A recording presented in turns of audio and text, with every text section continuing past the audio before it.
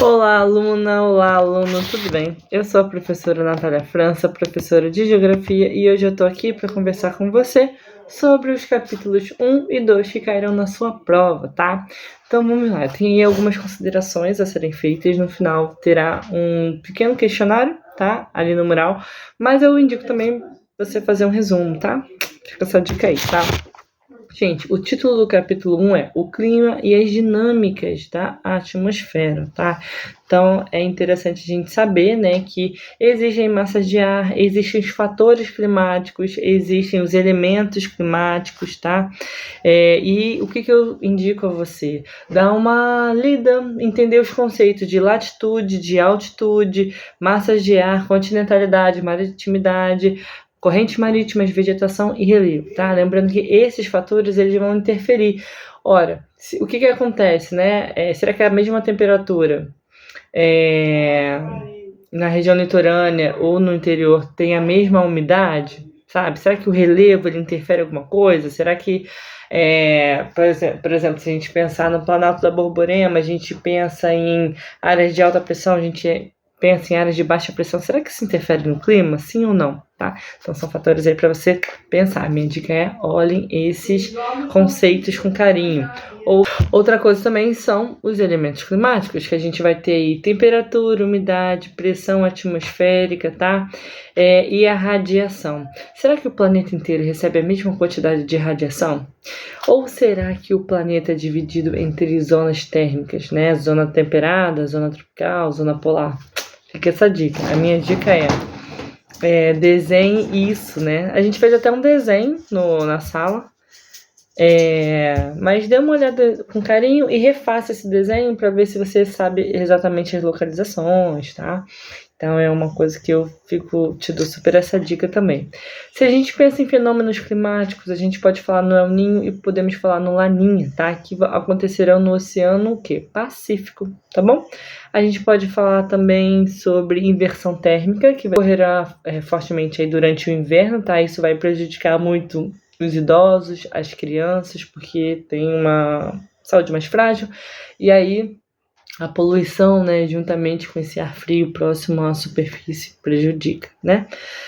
A gente também tem aí o efeito estufa, né? A ideia é o Sol vai enviar raios solares que deveria bater e refletir e ir embora. Só que no caso, em função da poluição, esses gases acabam ficando retidos. E aí, com esses raios, ele acaba impulsionando, aumentando aí a parte maléfica, né, para a saúde humana, tá? Parte ruim para a saúde humana, tudo bem?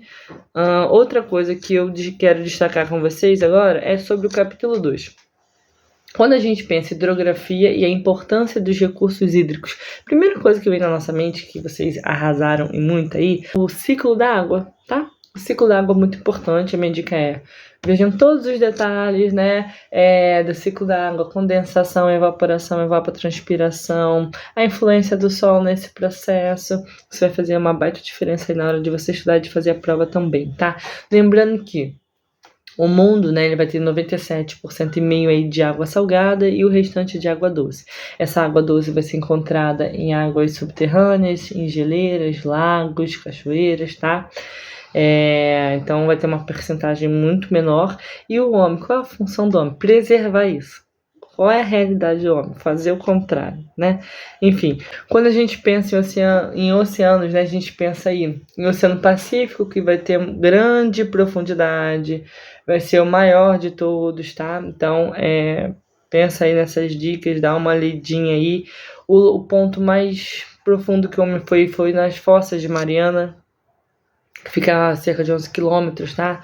Nós temos aí outros também. Quando a gente pensa em mares, a gente tem que pensar em mar aberto, mares interiores, mares fechados. O que a gente não pode deixar de lembrar é que os mares, eles estão onde? Próximos do litoral, tá? Guardem isso aí. Bom, quando a gente pensa em águas continentais, a gente pensa, né, nas geleiras, a gente vai pensar nos lagos, lagoas, rios, enfim. E aí a gente tem que pensar que teremos as nascentes, né, ou olho d'água, né, que essas nascentes elas vão se encontrar aí com outros outras nascentes, vai formar rio de segunda ordem, quando todos juntam-se, formam-se os rios de terceira ordem, tá? Será que as águas subterrâneas, né, elas podem ser contaminadas? Podem ser contaminadas. As águas superficiais podem ser contaminadas? Sim, podem ser contaminadas, porque o homem tem essa capacidade aí muito interessante, tá? Deixa eu ver o que mais eu destaco aqui para vocês. Ciclo d'água, efeito estufa. Uma coisa interessante que eu não posso deixar de falar. Então, se eu falei sobre o maior oceano do mundo, a gente também tem que falar da maior bacia do mundo, do planeta, né? Que é a bacia Amazônia, do Amazonas aí, que vai ser super importante, vai ocupar grande parte do relevo brasileiro. É a junção do Rio Negro, do Rio Solimões. Sua nascente é no Peru, ali nas Cordilheiras dos Andes. Então ela vai ter estilo nival, de neve, e pluvial, de chuva, tá? Deixa eu ver se faltou alguma coisa. Falei sobre as zonas tropicais que a gente tem, né? Pra gente fazer, façam aquele desenho que eu pedi para vocês fazerem, né? Para dividir o mundo, né? A zona tropical fica entre os trópicos, Câncer e Capricórnio. E aí a gente vai ter a zona temperada norte-sul e nas extremidades a gente vai ter as zonas polares, tá? E bons estudos, boa prova!